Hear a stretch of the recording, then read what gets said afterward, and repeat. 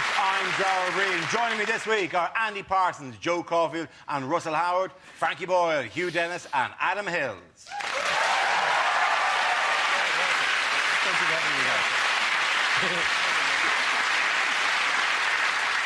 Our first round is called Headliners. Here's a picture of two of the world's most powerful men getting to know each other on a golf cart. But what does BCSR stand for? Is it Buggy Contains Stupid Redneck? Is it Bush chooses Scottish rent boy? Two very different terms. Is it Bush can't spell relationship? Is it blowjob cements special relationship? Is it Bush coming, Scoob? Rikes. Is it brilliant chance, sniper required? So the SR will be special relationship. SR will be special relationship, yeah. Is it Brown continues special relationship? It is, of course. Well done. Yes, the answer I was looking for was Brown continues special relationship and refers to the new Prime Minister's visit to the United States this week, where he reassured the White House that the UK's most important bilateral relationship would still be with America. Did you see the press conference? There was a really weird bit halfway through it when one of the journalists said, "What's the difference between Brown and Blair?" And Bush said, "Aside from the toothpaste," and they both giggled at each other. Like they'd been up all night having a midnight feast. He also, very weirdly, at one point, like we didn't know, he looked at Gordon Brown and went, "He's a Scotsman, you know." and then we did know, though, didn't we? And then followed it with, "But he's not the dour Scotsman, he's not the awkward Scotsman." Yeah, who's that guy? He's the flying He said he is the humorous Scotsman. Yeah. Which must have pissed Billy Connolly off a lot. And Frankie Boyle. Bush doesn't even know that is Brown. He thinks that Tony Blair's put on weight and had a mild stroke. When he did the little loop-de-loop on his little buggy, did anyone see that? It was horrific. Yeah. You know, 1 in 3 people in Iraq need emergency aid, and he's like, "I'ma do a loop-de-loop." You know, I bet all day he was just doing that. Gordon Brown was just kind of going, "Right, we've got to talk about Afghanistan." Pull my finger. Just stop him. Stop showing off. He's walking behind the sofa. "I'm going down a lift. We have to talk about Afghanistan." Let's be brothers. Stop it. Can you imagine any policy that the Americans would come up with that was stupid enough that Britain wouldn't go along with it? We go along with, "Oh, we're going to build a 10-mile-high sex gun so the Earth can mate with the moon." Well, that sounds like a fantastic idea, George. I think, you know, as an outside observer, I think it's important that Britain has a relationship with America for this reason. That I watched Tony Blair over the last, 12 months dealing with George W. Bush, kind of picking him up when he made mistakes at the G8 conference when Bush spoke, didn't realise his microphone was on and said, "We got to get Syria to stop Lebanon from doing this shit." And Blair stepped in. And then there was the press conference at the G8 summit where Bush kept trying to speak and Blair had to clarify what was being said, what he's trying to say. It was never his lapdog or his poodle. He was his carer. He was following Bush around the world like Rain Man. He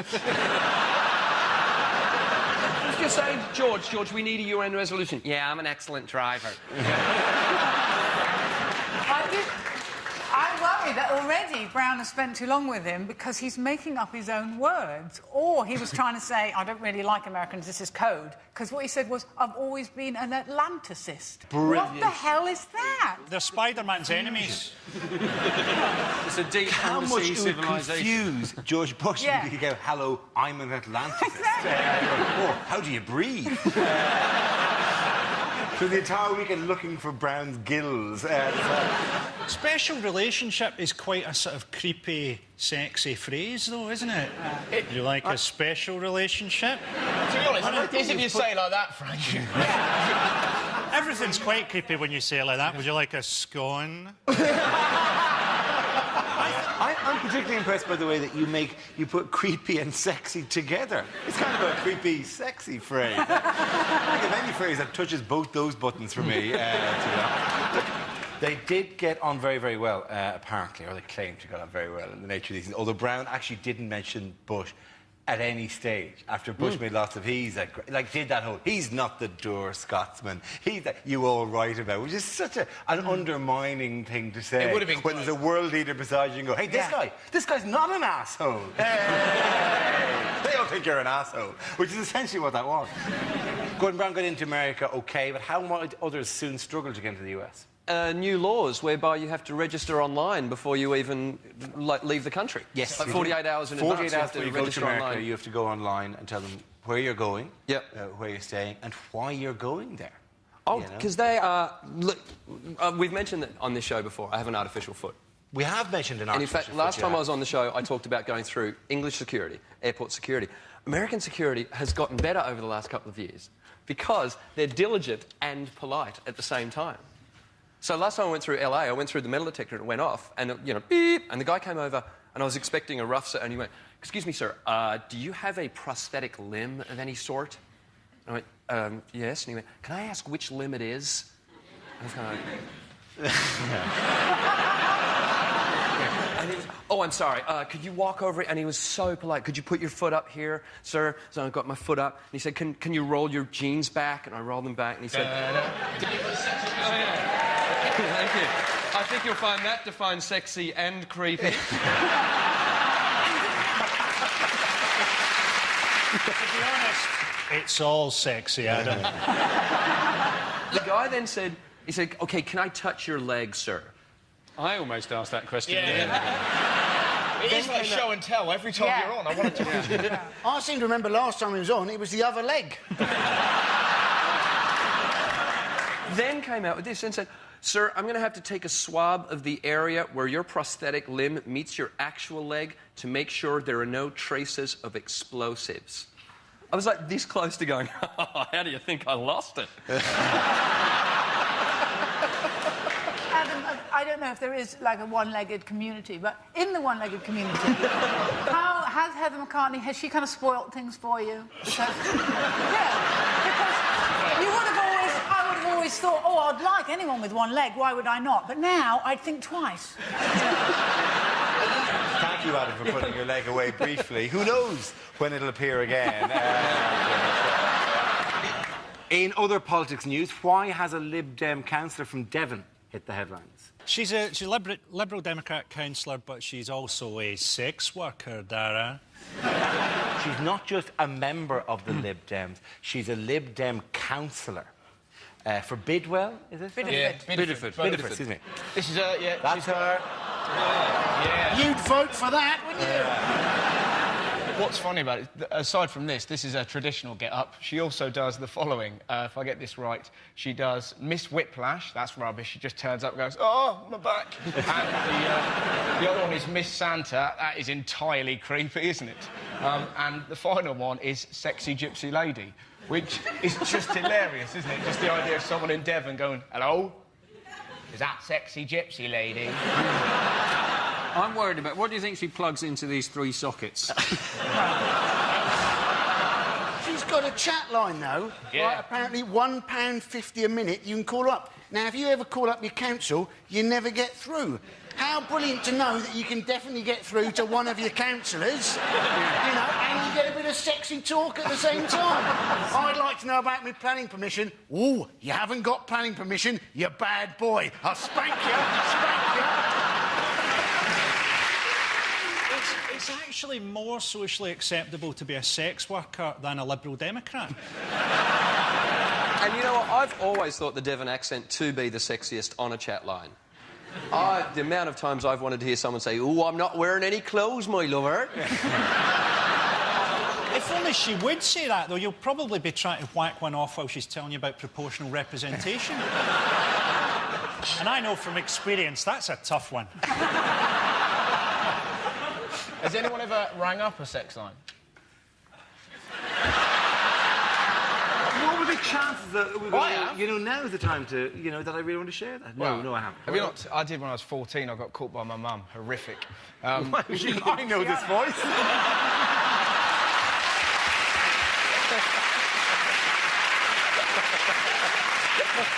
Too easy. Come on. You threw it up. I had to hit it. I'd like to get myself in trouble rather than my mum. I was 14 and I was getting bullied at school, and rather than, I don't know, learn karate, I used to ring up the sex line. I once had an argument with one lady who I said, would you do this to me? And she said, no, I won't. I need you to do this to me first. And I plucked up the courage to go, you'll do it to me. And do you know why, madam? Because the customer is always right. And,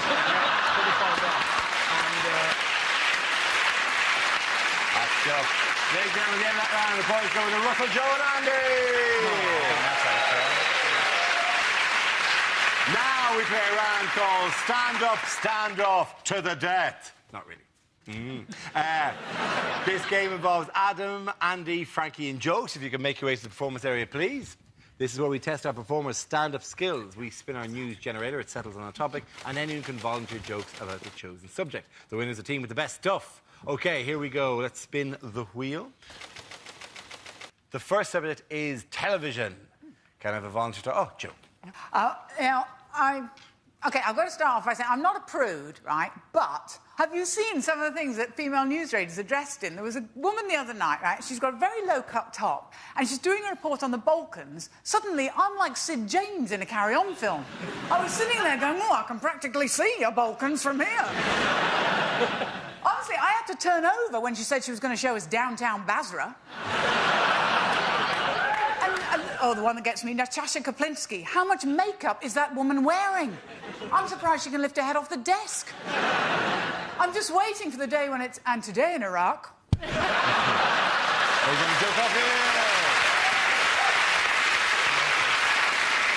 OK, let's spin the wheel again. The subject is Australia. I might have a go at that. All right. Here comes Adam. Right. You never see one Australian in a bar in the UK. It's always a group. I don't know the collective term. A yobbo. And we attract other Aussies to us. And it's like watching a Geiger counter measure radioactivity. Because you see Australians meeting people in pubs just going...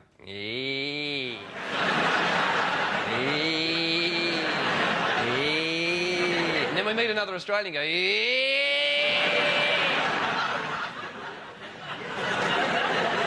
I found out that Steve Irwin had passed away last year whilst in an Irish pub. I was on holidays. I hadn't read the news. I didn't know what was happening. And people come and go, excuse me, are you Australian? I was going, yes, I am. We're sorry to hear about your man. I didn't know what was going on, but I didn't want to be rude. So I kind of went, oh, thanks very much. Still, at least he died doing what he loved. And I just thought, oh, my God, Shane Warne died sending a text message.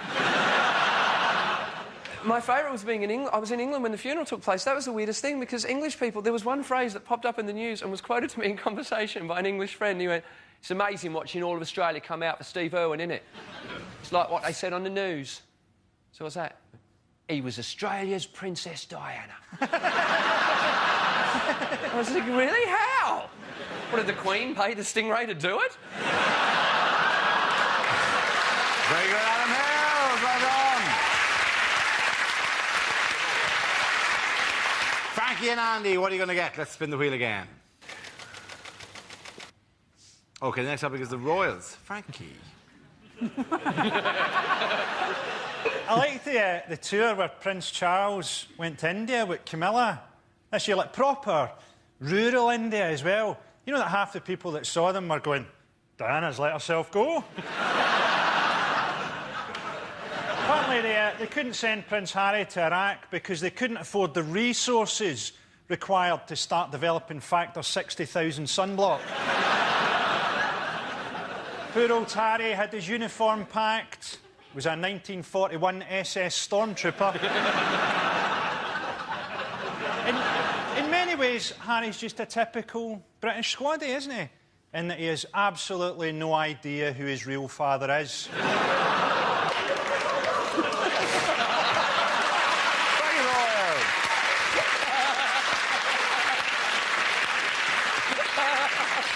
Andy, let's see what you've been left with.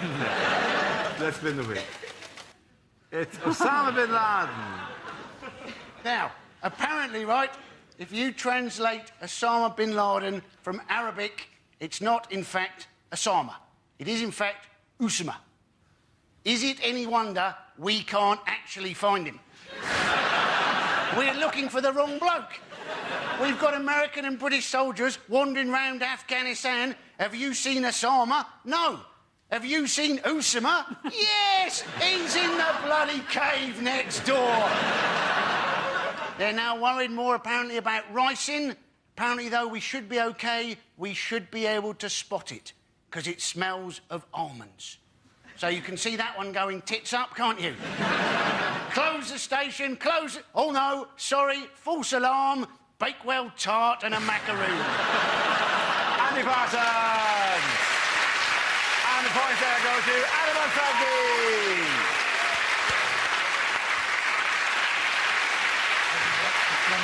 The next round is called If This Is the Answer, What Is the Question? On the board are 6 categories. Adam, which category would you like?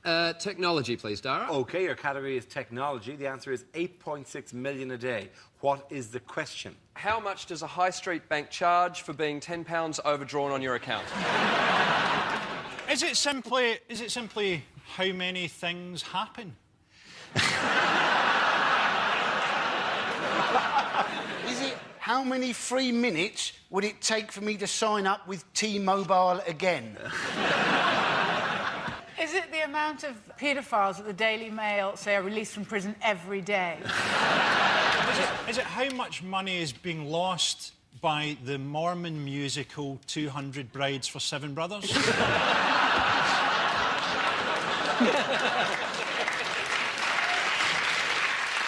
Is it 5 fruit and veg a day are supposed to be good for you? What would be bad for you? I'll give you a clue. It's an online phenomenon. It's Facebook, isn't it? Is it how many hits Facebook gets? It's not how many hits Facebook gets. It's how many photos are uploaded on Facebook. Wow, very good. The question I was looking for is... How many photographs are being uploaded onto internet phenomenon Facebook? The country's increasing obsession with the American-founded social networking website Facebook. The UK now has 4 million users and London has more Facebookers, that's actually the term, than any other city in the world. However, for all its popularity, the site is being banned by increasing numbers of employers and is said to be an easy target for snoopers and identity thieves. I'm so happy to use the word snoopers. Yeah. That's it. As if there's a major new crime wave of snoopers going... That's what you need to be a snooper, my friend. Well, it's basically, it tells you when the relationship of one of your friends has actually changed. You know, and you've got certain friends whose relationship seems to change about 3 times a week. Whose status changes every day? I wake up a miserable bastard and I go to bed as a miserable bastard. I'm not constantly changing from giggly to cautious.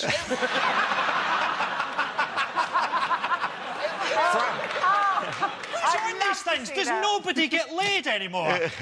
Does nobody actually just meet people and shag them?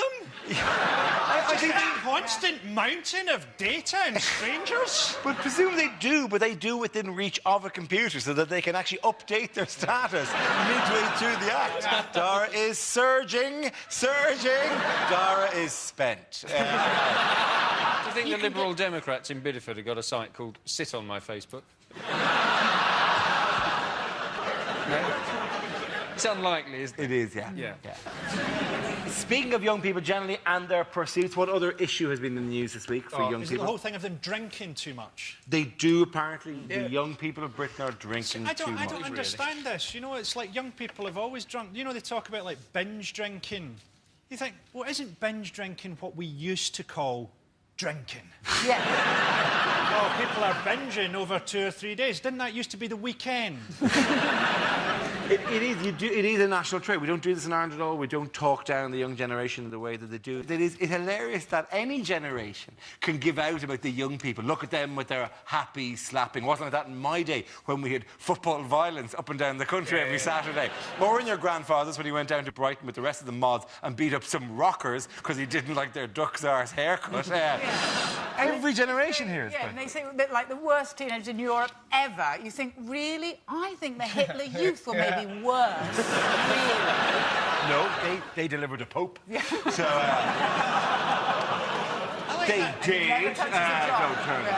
I don't know why we don't just address the whole problem with teenagers seriously and take the obvious solution of having more guest appearances by philosophers in Hollyoaks. Oh, there's a new pizza parlour opened in the promenade. Yes, who's the owner? Why, it's Milan Kundera. Well, I enjoy the olives and salami, but I'm overwhelmed by a sense of almost pointlessness. It's better than the usual excuse, always like, bring back the cane, national service and all that. The last thing you need when your hormones are all over the shop is a gun. The National Service was one and it didn't actually teach you anything. It just took you out of circulation during the particularly difficult years. Yeah, exactly. Like, you might as well just imprison all 19-year-old men and then just let them out and go, listen, we just didn't want you around for a while. Now go back to your homes and families. I think they should, if they, you know, I think they should bring back national service, but for old people, because they are the people that want it. That would be fantastic. Oh, no, we're going to take Basra. Well, I noticed they're saying, oh, we've got the highest pregnancy rate in Europe, and I noticed the clear blue pregnancy test, they've changed it now. It used to be, if it went blue, then you knew you were pregnant. Apparently, that was too tricky for some of our kids, right? It now says pregnant or not pregnant. You're a bit going, oh, it's blue. What does that mean? Oh, I might give birth to a Smurf, you know.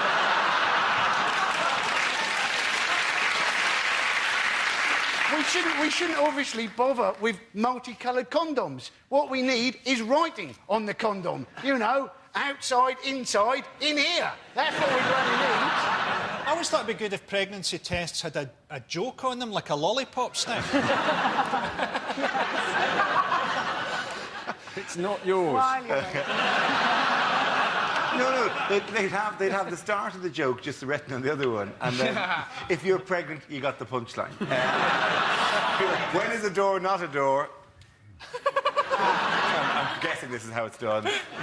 When is a jar? Oh God, I'm pregnant. My wife. People will be getting pregnant just to find out what the bloody punchline was. My wife has kept, for both our kids, my wife has kept the pregnancy testing kit that told her she was pregnant. So in a cupboard, there is a blue thing covered in my wife's urine. That's going to surprise the burglars. Yeah. It's a bit of umbilical cord. My mum's got my right foot. Yeah.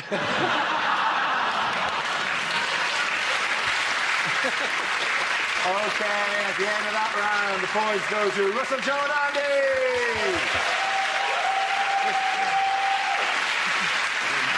Our next round is called Newsreel. We play in a recent piece of footage featuring people in the news and ask you to suggest what might be being said. This week's clip features the Duke of Edinburgh. Oh, bloody royal visits. Have you seen the bar? Is there a bar? Oh, the bar. It's in here, is it? Oh, just through here. Splendid. Could do with the gin. What are you cooking? I tell you what I like to eat. Swan. Lovely swan. Golden eagle. I shoot some of them in Balmoral. Mind you, I tell you what you need for that is a shotgun. Yes. Yes, a bloody big one. I say... Do you, can I just say, you really do have a terrific pair of norks. They are. My goodness. Yes. Good. I'm sorry to mention them again. They are magnificent. Do you, are they your own, or... What's this? Oh, Tekken, is it? Oh, lovely, yes. I play this at Sandringham, level 5. I tell you what you have to do. Kick 'em! Kick 'em! That's what you have to do. Oh, dear. No, you've balls that up. Oh, look out, it's the fuzz. Yeah. I didn't know it was an osprey. Sorry. Are you a stripper gam, or... I tell you what I saw earlier. There's a woman in the kitchen who has a terrific pair of norks.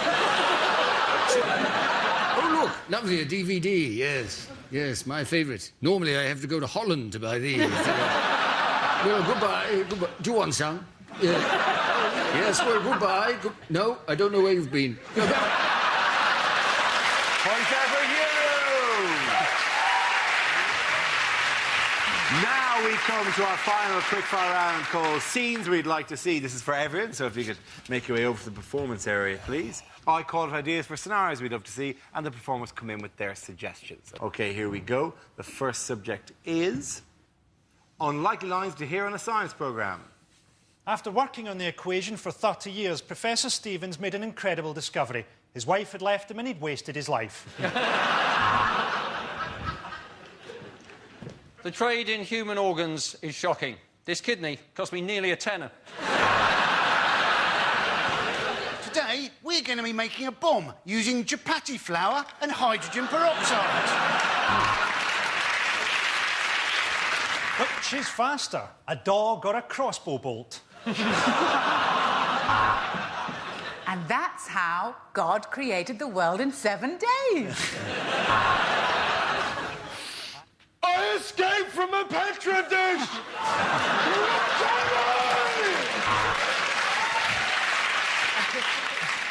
Hello, my name's Jade Goody.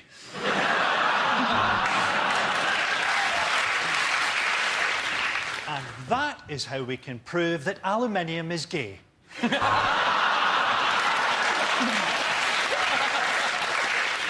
A cure for acute depression may be just around the corner.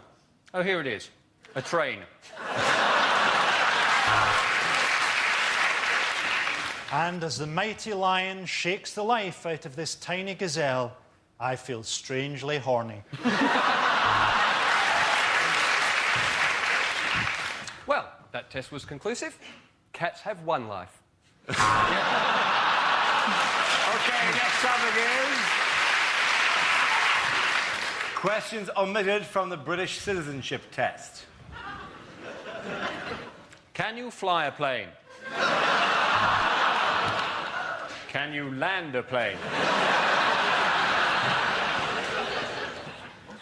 Pat Butcher, shag or die?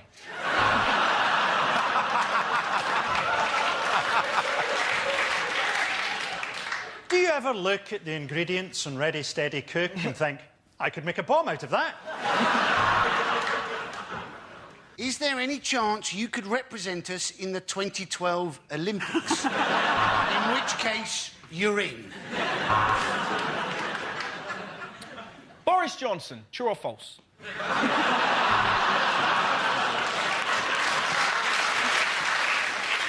Do you like the music of Shawada?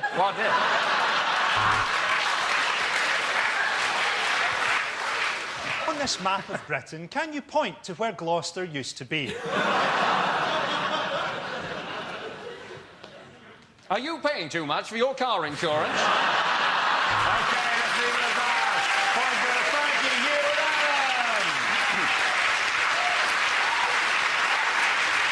and that's the end of the show. This week's winners are Frankie Boyle, Hugh Dennis and Adam Hills. Commiserations to Andy Parsons, Joe Caulfield and Russell Howard. Thank you for watching. See you next week. Good night.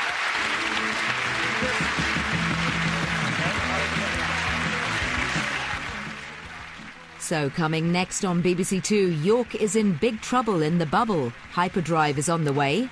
Then Jack and Victor feel some long-forgotten urges. It's still game at 10.